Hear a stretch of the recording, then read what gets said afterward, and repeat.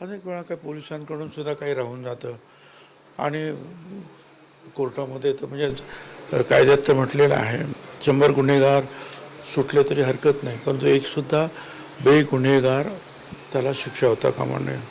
त्याच्यामुळे कुठेही त्रुटी असता कामा नये याची काळजी जी आहे पोलिसांनी आता घ्यावी लागेल जास्त.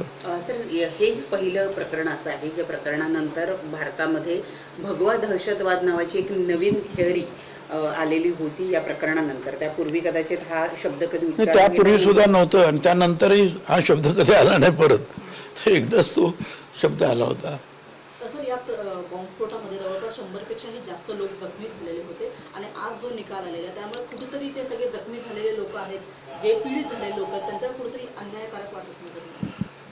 हे पण आता जखमी झालेले आहेत खूप लोक झाले. मी सुद्धा त्यावेळेला तिकडे गेलो होतो. कदाचित मी पालकमंत्री असेल त्यावेळेला जिल्ह्याचा. पण हेही आहे की जे आज सुटलेले आहेत ते अनेक वर्ष जेलमध्ये होतेच ना. तर अनेक वर्ष जे आहे त्यांना ती सजा झालेलीच आहे ना. ती सजाच आहे ना एक प्रकारची. आता जे सुटले तरी ती शिक्षा भोगलीच असंच झाले ना त्यांनी.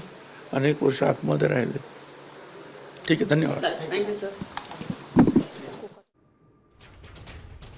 तर आपण पाहतो या दरम्यान भुजबळांची प्रतिक्रिया समोर आलेली आहे.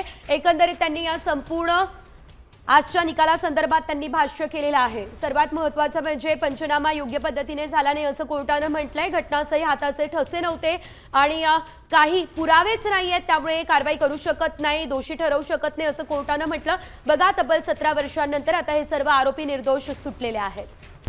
आता isakal.com आहे देशातील नंबर 1 ची मराठी न्यूज वेबसाईट. प्रत्येक अपडेटसाठी isakal.com ला नक्की भेट द्या.